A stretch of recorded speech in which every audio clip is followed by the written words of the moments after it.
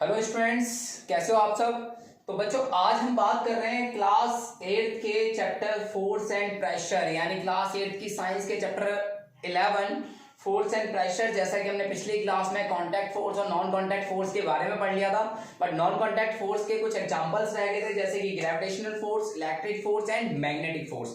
तो आज हम बात करते हैं अपने नॉन कांटेक्ट फोर्स के फर्स्ट एग्जांपल यानी ग्रेविटेशनल फोर्स की। तो बच्चों, ये नाम सभी ने सुना है, ग्रेविटेशनल फोर्स यानी गुरुत्वाकर्षण बल। यानी ये वो बल होता है जो हमें अर्थ से जोड़ के रखता है। आज हमारे अर्थ पे जो एटमॉस्फेयर है, because of gravitational force, every body in this universe attract each other with a force that is called gravitational force. अब ग्रेविटेशनल फोर्स होती क्या है? The force of attraction between any two object possessing mass is called force of gravitation. कि ऐसे दो object जिनका अपना मास हो, उनके बीच में एक फोर्स एग्जिस्ट करती है, that is called gravitational force. यानी ग्रेविटेशनल फोर्स का इंपॉर्टेंस एक और भी है कि it control the entire structure of universe. ये हमारे पूरे यूनिवर्स के स्ट्रक्चर को कंट्रोल करके रखती है। Every planet revolve around the sun because of gravitational force. Moon is revolving around the earth because of gravitational force. Satellite is revolving around the earth, that is called gravitational force because of gravitational force. Satellite is used for telecommunication, weather forecasting, to reveal the natural resource, and that is the importance of gravitational force। तो अब हम बात करते हैं gravitational force था क्या। Newton ने 1665 में एक लॉ दिया, न्यूटन्स लॉ ऑफ ग्रेविटेशन। और इसने क्या बताया बच्चों? इसने कहा every body in this universe attract every other body with a force which is directly proportional to the product of masses and inversely proportional to the square of distance between them. इसने कहा कि दो bodies हैं, अगर हम two bodies ले लेते हैं, मान लो एक बॉडी हमने ए ले ली और एक बॉडी हमने बी ले ली। अब ए का मास जो है वो m1 ले लिया और बी का मास जो ले लिया हमने m2 ले लिया, और इनके बीच में एक फोर्स एग्जिस्ट करती है, that is called gravitational force. तो न्यूटन और इनके बीच में जो डिस्टेंस है बच्चों, उसने उसे r ले लिया फॉर एग्जांपल। ठीक है, अब हम बात करते हैं, उसने कहा क्या कि जो फोर्स ऑफ अट्रैक्शन है, gravitational force is always attractive. It is a fundamental force among four forces. कि चार फंडामेंटल फोर्सेस में ग्रेविटेशनल फोर्स भी एक फोर्स है, and it is the weakest force of the nature, weakest fundamental force of the nature. It is central force होती है। तो उसने क्या कहा कि force is directly proportional to the product of masses and inversely proportional to the square of distance between them. तो उसने कहा कि जितना ज्यादा मास होगा, फोर्स भी उतना ही ज्यादा होगा बच्चों। इसका मतलब होता है डायरेक्टली प्रोपोर्शनल, यानी सगे भाई, एक बढ़ेगा तो दूसरा भी बढ़ेगा। और force is inversely proportional to square of distance, यानी सौतेले भाई, एक बढ़ेगा तो एक घटेगा, जितना डिस्टेंस ज्यादा होगा उतना ग्रेविटेशनल फोर्स कम लगेगा। तो फ्रॉम फर्स्ट एंड सेकेंड से हम देखते हैं, from first and second we get force is directly proportional to m1 m2 divided by r square. अब बच्चों ये प्रोपोर्शनल का साइन है, अगर इक्वल में कन्वर्ट होगा तो क्या होगा? एक कांस्टेंट आ जाएगा, that is called universal gravitational constant, जिसको हम क्या बोलते हैं? g is called universal gravitational constant, universal gravitational constant. और बच्चों इसकी वैल्यू यूनिवर्स में हर जगह सेम रहती है, और इसकी वैल्यू होती है 6.67 इंटू 10⁻11 न्यूटन मीटर स्क्वायर पर KG square. It is universal gravitational constant. ये किसी भी फैक्टर पे डिपेंड नहीं करता, ये सेम रहता है, चाहे जुपिटर पे चले जाइए चाहे मार्स पे चले जाइए, जी का वैल्यू सेम रहेगा। This is not a gravity, it is a universal gravitational constant. तो बच्चों आपको एक मैथमेटिकल एक्सप्रेशन मिलता है, force equal to G m1 m2 by r square. तो इसके बाद हम बात करते हैं, देखो ग्रेविटेशन के बहुत सारे यूज है, जितने भी सैटेलाइट लॉन्चिंग होते हैं, ठीक है, कैप्लर्स ने काफी लॉ ग्रेविटेशन के ऊपर दिए, 3 लॉ कैप्लर्स ने दिए, जितने भी प्लेनेट है ओशन के चारों ओर घूमते हैं। ये बात किसने बताई? कैप्लर ने बताई। फिर हम बात करते हैं इसमें ग्रेविटी की। ग्रेविटी जो होती है, it is the force of attraction of earth due to which earth attract the body towards its centre, तो उसे बोलते हैं ग्रेविटी। और ग्रेविटी का सरफेस पे वैल्यू मैक्सिमम होता है 9.8 मीटर पर सेकंड स्क्वायर। अगर हम सरफेस से ऊपर जाते हैं, हाइट पे जाते हैं, या हम अर्थ के अंदर जाते हैं, डेप्थ में जाते हैं, ग्रेविटी का वैल्यू घटता है, और ग्रेविटी सेंटर पे जाके अर्थ के जीरो हो जाती है, यानी हम वेटलेसनेस महसूस करते हैं, बहुत बिल्कुल शून्य वेट हो जाता है हमारा ग्रेविटी सेंटर पे जाके, क्योंकि ग्रेविटी जीरो हो जाता है वहां पे। तो कुछ ऐसे ऐसे अच्छे अच्छे कॉन्सेप्ट्स हैं जो हम सीखेंगे, और यही हमें अर्थ से बाइंड करके रखती है force, and that is called gravitational force. ये जो फोर्स है ये हमें अर्थ से जोड़ के रखती है, इसी फोर्स को ग्रेविटेशनल फोर्स कहा जाता है बच्चों।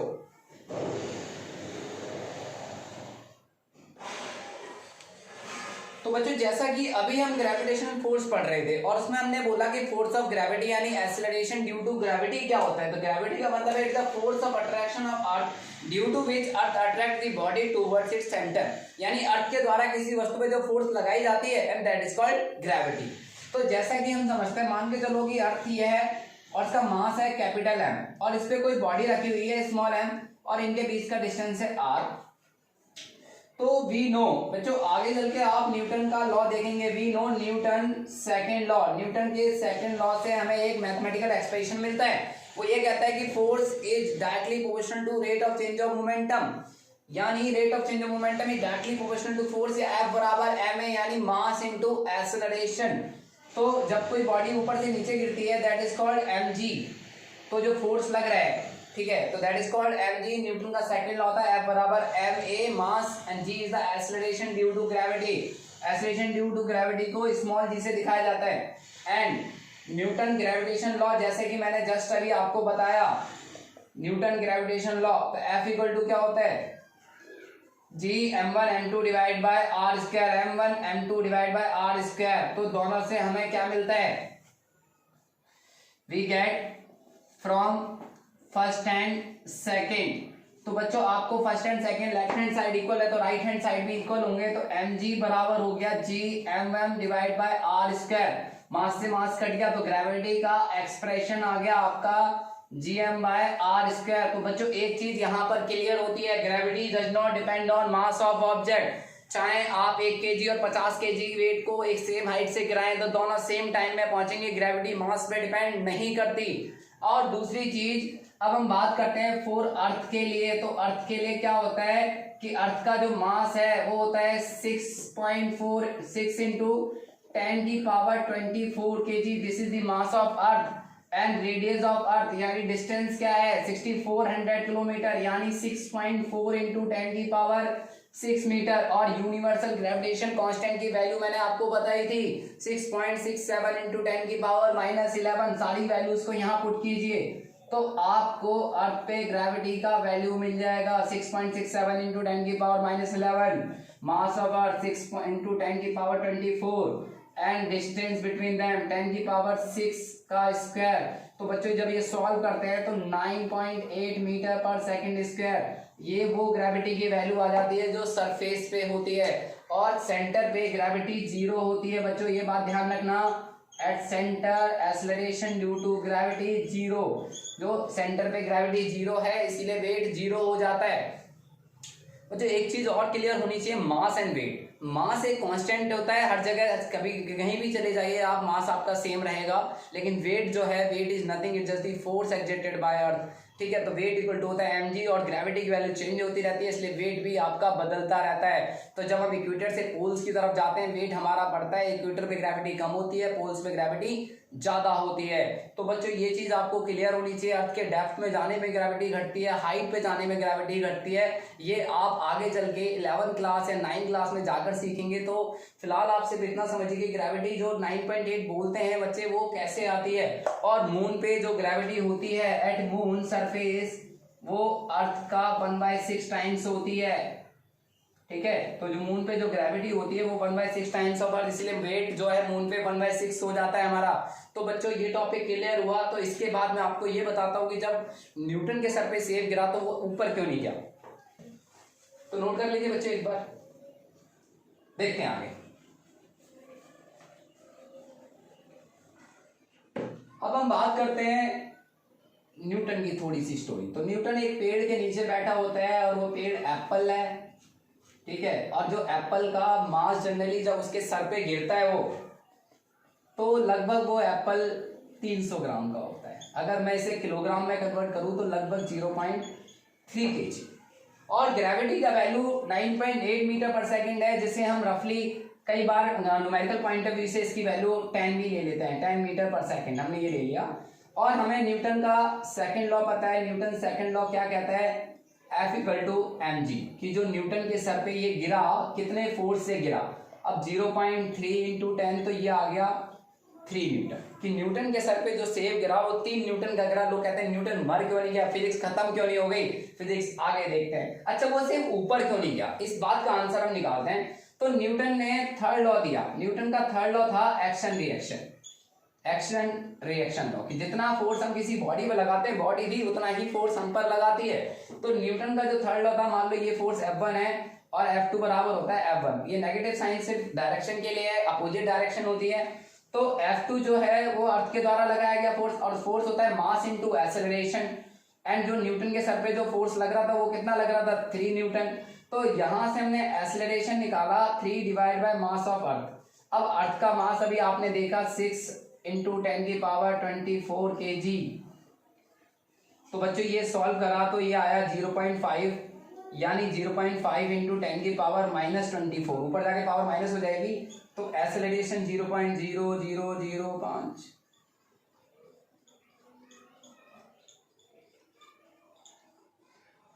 इतना कम एक्सेलरेशन 0.5 इंटू 10 की पावर -24 मीटर पर सेकंड स्क्वायर, इतना कम एक्सेलरेशन महसूस नहीं हो सकता है। इसीलिए सेब जो है वो ऊपर नहीं गया, क्योंकि एक्सेलरेशन की वैल्यू बहुत कम थी।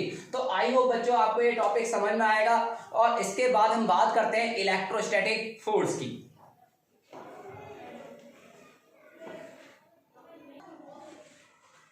तो बच्चों अब हम आते हैं second non contact force, electrostatic force. अब इलेक्ट्रोस्टैटिक फोर्स होती क्या है, the force between two charge body, यानी one charge and the other uncharge body, due to which they repel और attract each other, is called electrostatic force. यानी वो force जो दो चार्जेस के बीच में लगती हो। चार्जेस फॉर एग्जांपल, जैसे कि आप सबको पता है कि all the material are made up of atoms, कि जितने भी मटेरियल है वो एटम से मिलकर बने। और atom is also made up of subatomic particle, proton, electron, neutron. और जिसमें प्रोटॉन और इलेक्ट्रॉन को हम लोग चार्ज पार्टिकल बोलते हैं। अब जैसे समझते हैं कि बच्चों ये एटम है और एटम के सेंटर पे पॉजिटिव चार्ज है और इसके चारों ओर घूम रहे हैं नेगेटिव चार्ज।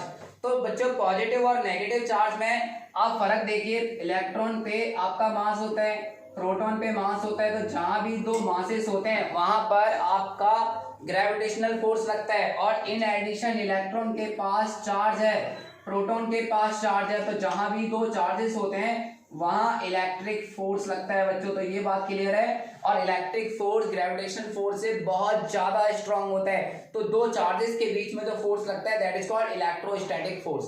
और इसी बात को कूलॉम्स ने भी अच्छे से समझाया, Coulomb's law of electrostatics. Coulomb's law of electrostatics बच्चों क्या है, इसने क्या कहा, सेम न्यूटन की तरह कि दो चार्जेस हैं और उनके बीच में डिस्टेंस आपका r है। बच्चों चार्ज को q से दिखाते हैं, डिस्टेंस को r से। इनके बीच में जो फोर्स ऑफ अट्रैक्शन या रिपल्शन होता है वो क्या होता है कि force is directly proportional to product of charges and inversely proportional to square of distance. बच्चों इनवर्स स्क्वायर लॉ है, ये उसे ओबे करता है न्यूटन जो इलेक्ट्रोस्टैटिक फोर्स है। तो फ्रॉम फर्स्ट एंड सेकंड आपको पता लगेगा एक नया formula, force is directly proportional to Q1 Q2 by R square. जब बच्चों ये प्रोपोर्शनल का साइन हटेगा इसकी जगह कांस्टेंट आ जाएगा and that is called Coulomb's constant. तो बच्चों ये आपको एक फॉर्मूला प्राप्त हो रहा है यहाँ पे Q1 Q2 by R square. तो बच्चों ये K की जो वैल्यू है M के सिस्टम में 9 इंटू 10 की पावर 9 न्यूटन मीटर स्क्वायर पर कूलॉम स्क्वायर। तो इससे आप इलेक्ट्रोस्टैटिक फोर्स निकाल सकते हैं प्रोटॉन और इलेक्ट्रॉन के बीच में। तो बच्चों आज आपको ये कॉन्सेप्ट क्लियर हुआ। इसके बाद बात करते हैं हम अपने मैग्नेटिक फोर्स की। तो बच्चों अब हम बात करते हैं थर्ड नॉन कॉन्टैक्ट फोर्स यानी मैग्नेटिक फोर्स। जैसे कि मैंने यहाँ पे लिखा था force exerted by a magnet is called magnetic force. तो बच्चों मैग्नेट क्या होती है, मैग्नेट का मतलब होता है such material which attract the things made up of ferromagnetic substance.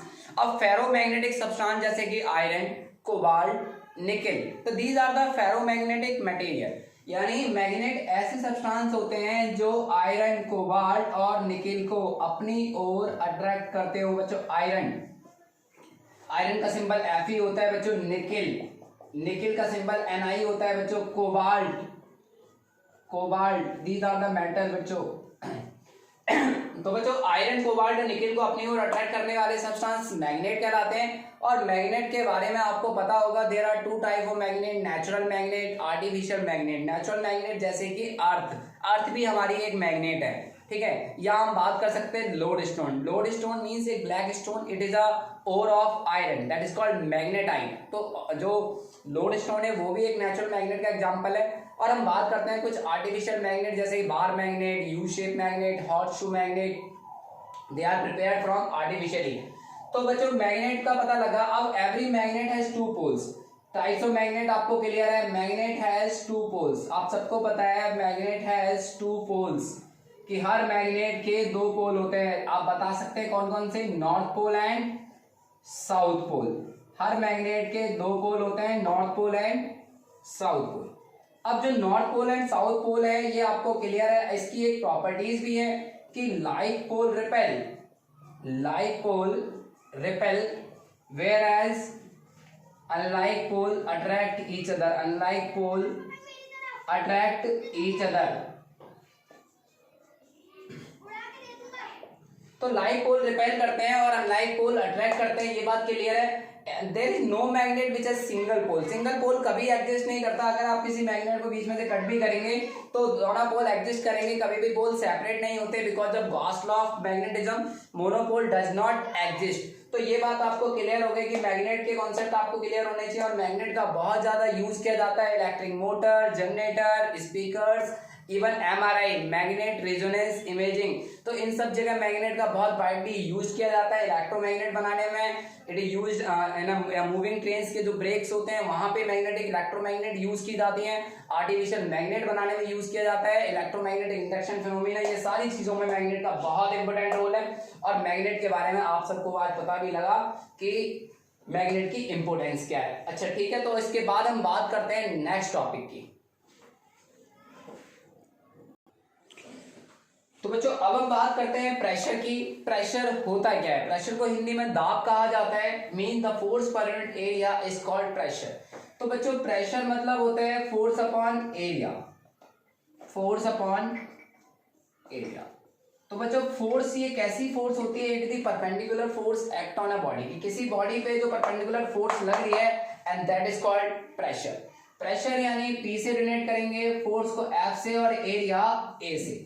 तो बच्चों आपको पता लगा pressure equal to force upon area, कि प्रेशर इनवर्सली प्रोपोर्शनल है एरिया के, कि जितना एरिया ज्यादा होगा प्रेशर उतना ही कम लगेगा।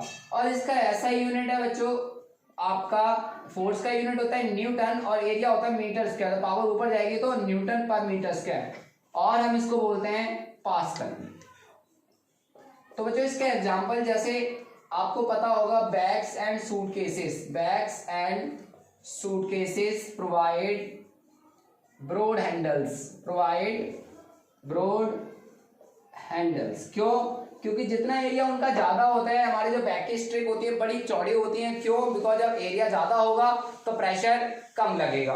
अगर हम बात करें iron nail and pins, iron nail and pins have pointed